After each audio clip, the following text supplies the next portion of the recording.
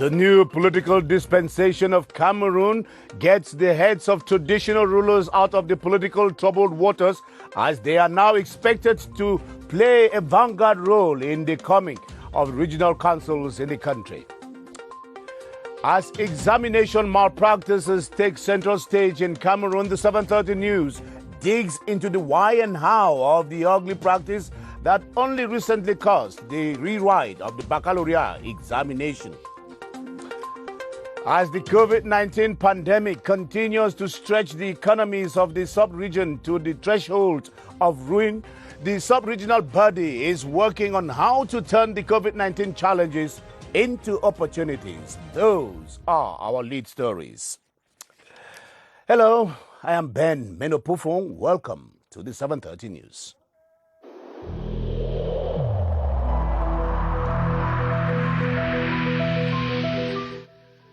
The wearing of face masks in public places will be mandatory until further notice.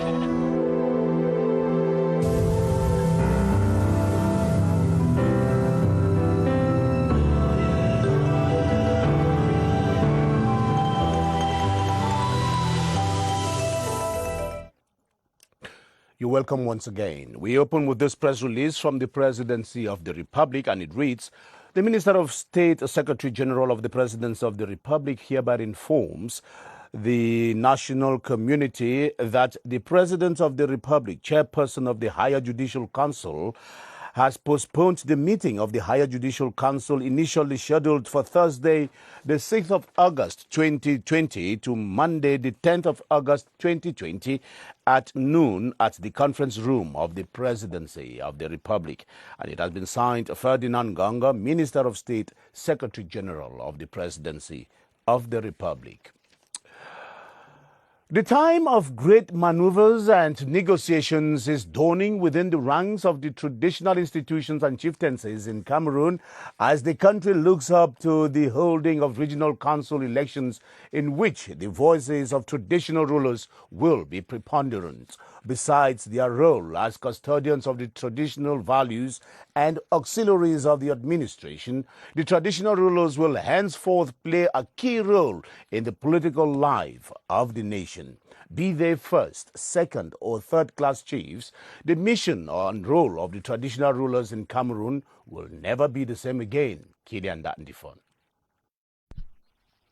In the yesteryears, traditional rulers were as discreet and sacred as shrine grandmasters, dreaded on sight even with their official recognition since independence and categorization by public authorities. Presidential Decree of July 15, 1977 categorizes traditional rulers into the first, second, and third-class chiefs. The law gives the territorial competence of the first-class chief to a division, second-class chief to a subdivision, and third-class chief to a village. This notwithstanding, Section 4 of the decree states that the demographic and or economic importance of the sphere of influence could be the determining factor of classification, with the principal nations as custodians of tradition, auxiliaries of the administration, and facilitators of the decentralized territorial entities. The Presidential Decree of September 13, 2013 placed them on a monthly wage of 200,000 francs CFA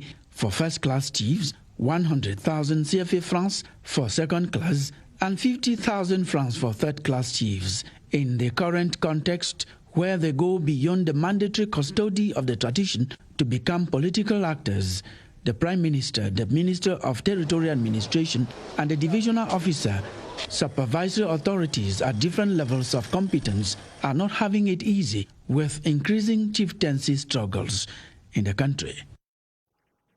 More and more, and slowly but surely, traditional rulers are integrating the political circle of the country inch after inch. The new political dispensation of the country, coupled with the forthcoming regional council elections, now seems to consolidate the participation of traditional rulers in politics. Ebenezer Akanga reports on the place of the traditional ruler in the regional councils and why they are now being lured by political actors.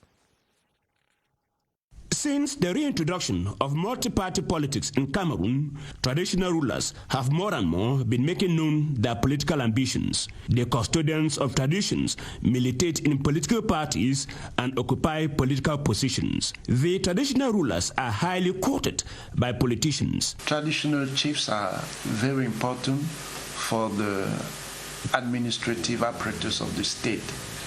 And they are also important for political entrepreneurs because they want to compete to get several positions within the democratic process, and they have to build a political basis at the grassroots level. That's why they are soliciting traditional chiefs. The new political dispensation consolidates the participation of traditional rulers in politics. In each regional council of 90 members, for example, 20 will be representatives of traditional chiefs. With the decentralization process, it is very important to involve traditional rulers in the process of local development. So traditional rulers are not only confined to performing the duties of auxiliaries of the administration, they are also fully into politics now, and they wield a lot of influence. Let's now meet one of these traditional rulers deep inside his palace in Meskin, a locality in the Diamari division of the Far North region. He is His Royal Highness Amadou Dairu Lamido of Meskin, the one-time mayor of Marwa 1 Council and father of 21 children, is looking forward to using his world of experience in enhancing not only the socio-economic development of Meskin, but that of the Far North region in particular. Sylvester Temking is our guide in this encounter. Made up of 53 third-class chiefdoms, the second-class chiefdom of Meskin was created in 1975 and has at his helm His Royal Highness Amadou Dairu, who ascended the throne in 1990. Father of 21 children, the Lamido of Meskin conveniently handled his multiple responsibilities as a traditional authority, spiritual guide, head of the customary court, auxiliary to the administration, and family head. I go for prayers at 5 a.m. and after prayers I come back home and spend time with my family. If there is any customary court case, I summon my notables and we see how to handle the case.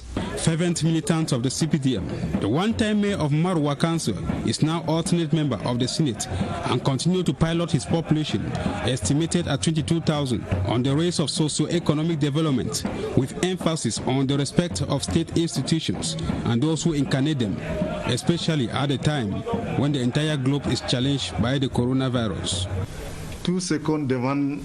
I am calling on my community to continue respecting the authorities and each other, and also to continue respecting government's anti-COVID measures.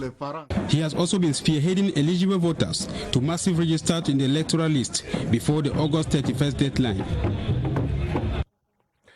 The Sawa people of the littoral and those of Douala extraction in particular have been paying tribute to one of their venerated historical figures, King Rudolph Douala Mangabel and his secretary Ngosodin, both of whom were killed through hanging by German colonial government. At the start of a week-long activities to celebrate the lives of the two heroes who staged a spirited resistance to the German occupation, the governor of the littoral region and the city mayor of Douala described the two figures as true symbols of patriotism and selflessness. Details with Mercy Ashonyabuyu from Douala. The rendezvous was again respected on day 2 of commemorative activities to pay homage to King Rudolph Douala Mangabel in Bonanjo. This time it was a turn of Jean-Yves Ebumbu Douala Mangabel, the traditional ruler of the Bel clan, who laid a wreath at the Bonanjo site where Rudolph Douala Mangabel was hanged, an exercise that equally took him to the hero's family residence. Then came the other traditional rulers of the Bele Bele clan, Bakoko clan, Daido clan and Akwa clan, who each honored the sacrifices of a man whose footprints are still very vivid a decade or more after his passing.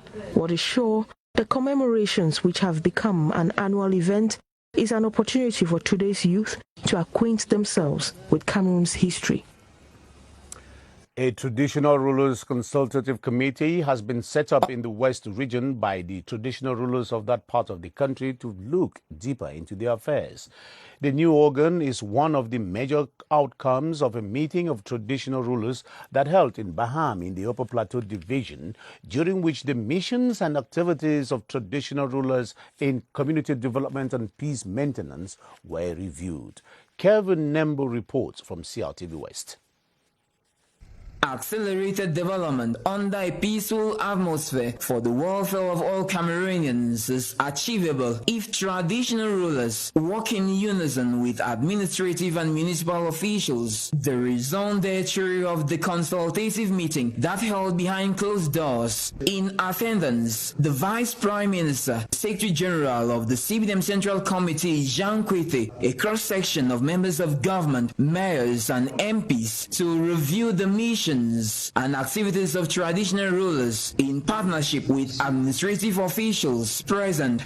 Traditional chieftaincies play a very important role in terms of mediation between the state and the population. Traditional chiefs should be hand in hand with administrative authorities to help the head of state to maintain our country in peace, in order. The initiator of this come together, the SDO for the Upper Plateau, Yampen Usmanu, speaking on the occasion, said meetings like this will become regular so that they can consult and exchange ideas on issues affecting their various communities. We stay in the West region, where 44-year-old Nikilov Maptue and her 4 deputies have been installed at the helm of the Pete Banjun Council in the Kunki Division.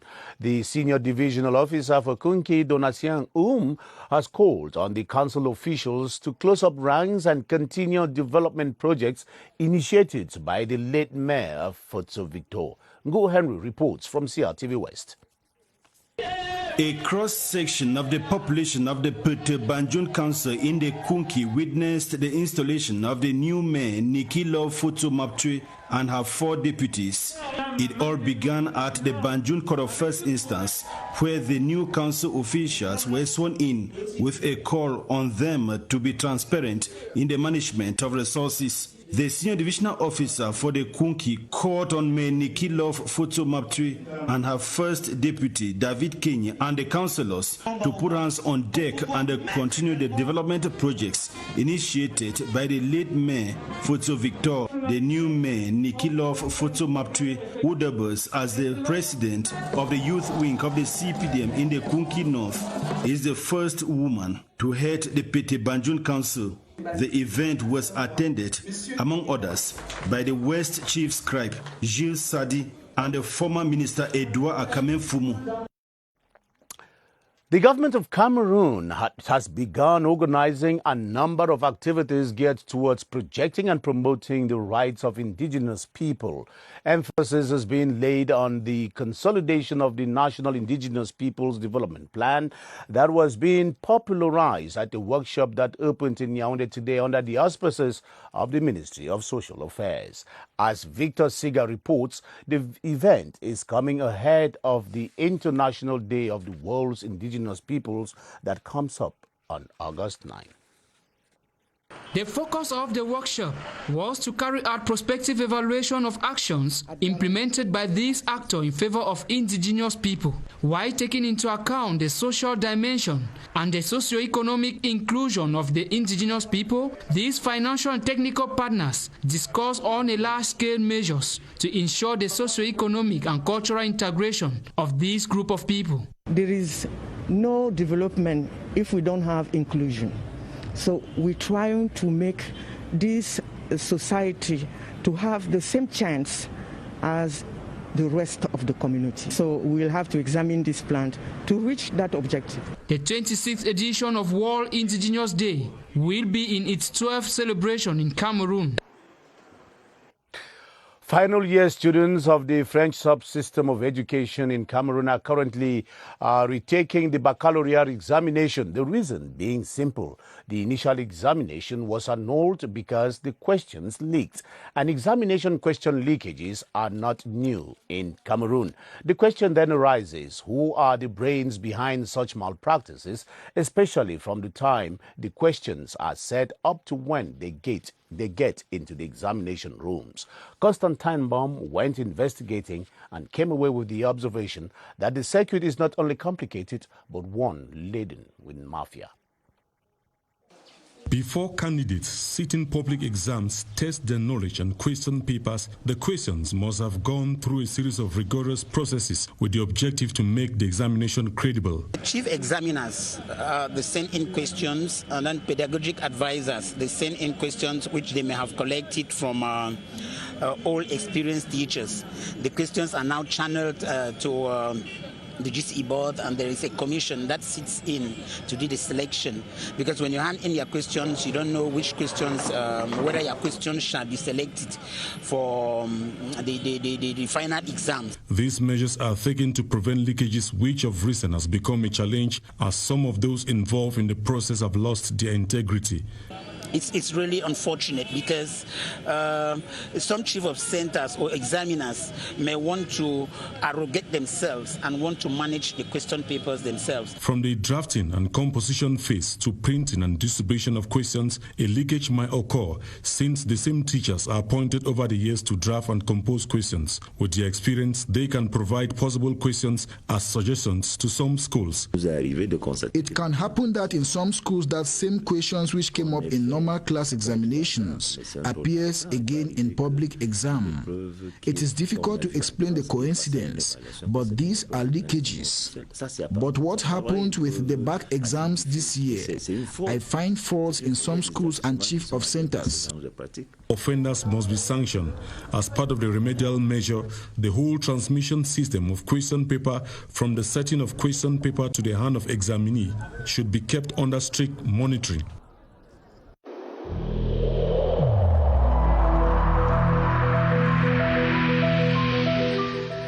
We should bear in mind that negligence by a single individual can seriously harm the entire community.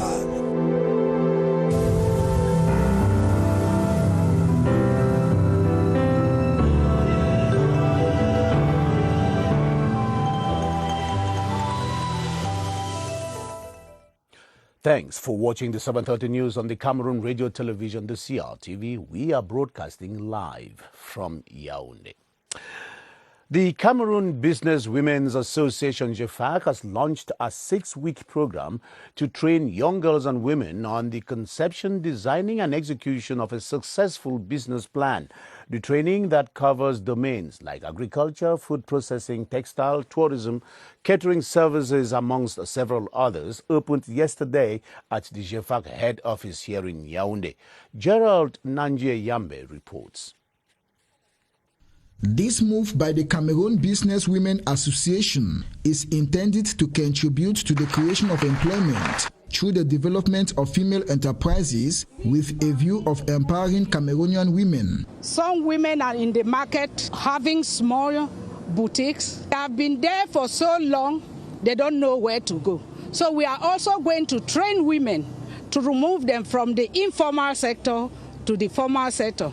The business incubator set up by this association is receiving proposals and ideas in different domains, such as agriculture and food processing, textile, tourism and catering services, hotel management, information and communication technologies, to name just these. We are really honored to be here to benefit from this great training, and we hope that it will help us to move forward. To have the different tools, knowledge on how we can move forward in our different initiatives, and to see how we can create as much as possible in order to be a support for our country. Beneficiaries will therefore be selected on a basis of a protocol developed and validated by the project steering committee. As the figures of the COVID-19 pandemic keep aggravating in Cameroon, less and less Cameroonians are now showing up in hospitals even for routine consultations for other non-coronavirus-related pathologies. Reason why medics are advising Cameroonians to kill the hospital phobia that has been engendered by the COVID-19 pandemic and continue to respect the preventive measures while they go to hospitals. Baldwin Sama is with Dr. Frank Chi Amabo at the Public Health Emergency Operations Center here in Yaoundé, with whom he now explains why it is crucial for people to continue going to hospital for routine checkups. Hello, Baldwin. Welcome on board.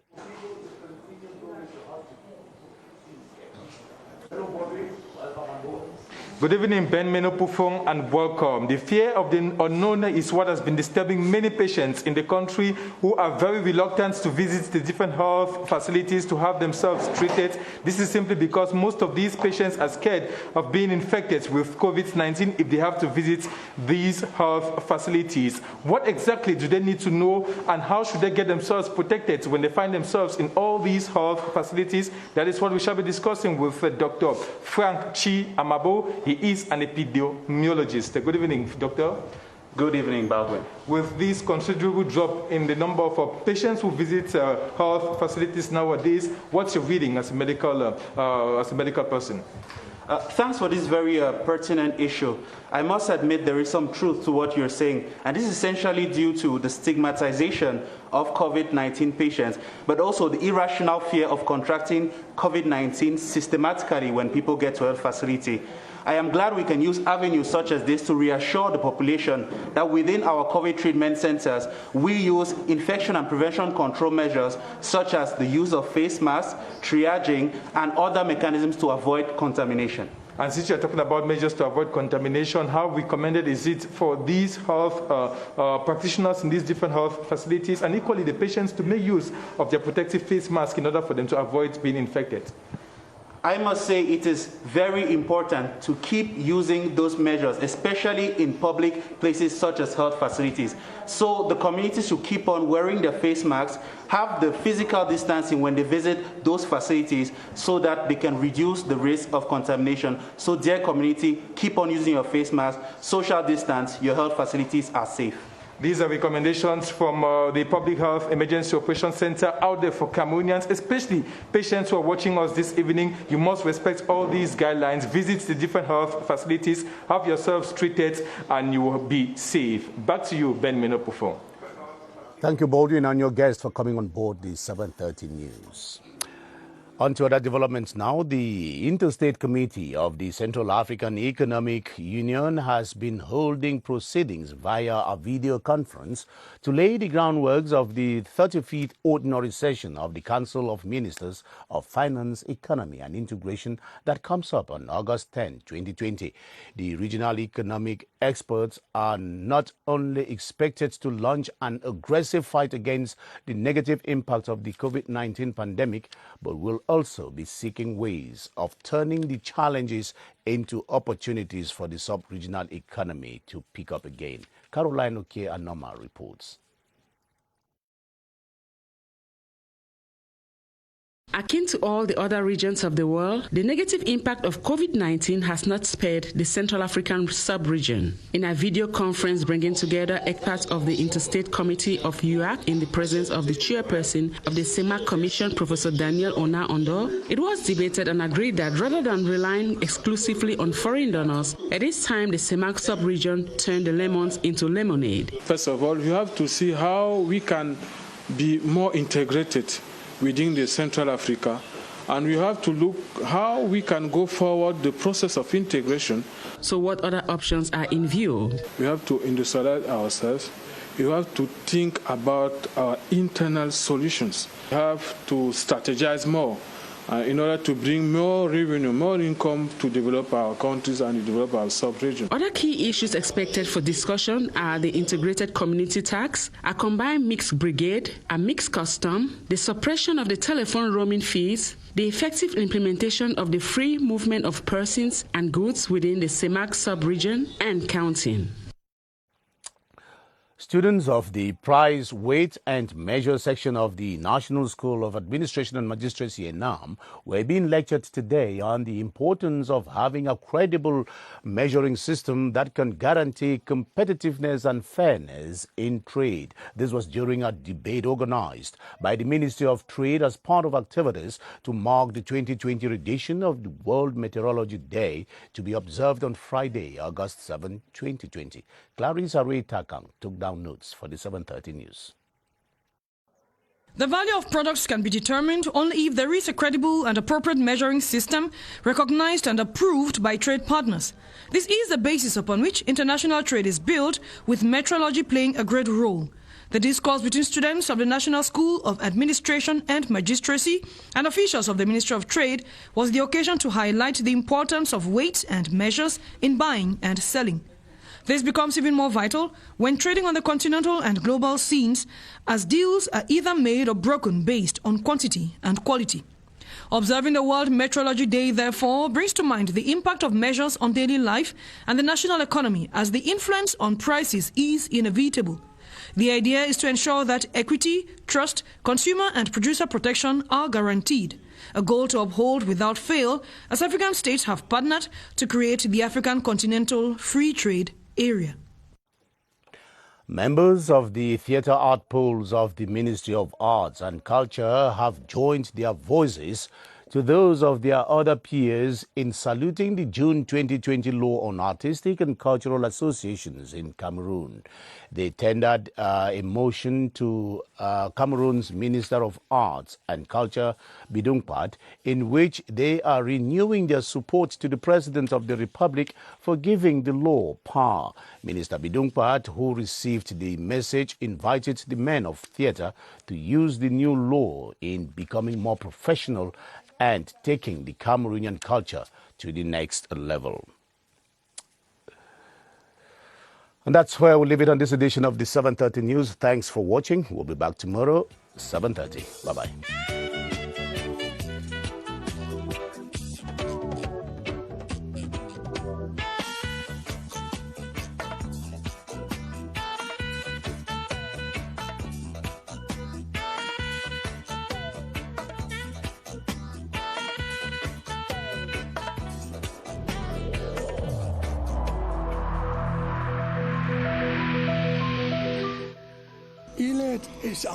Each of us must comply with the measures that have been taken.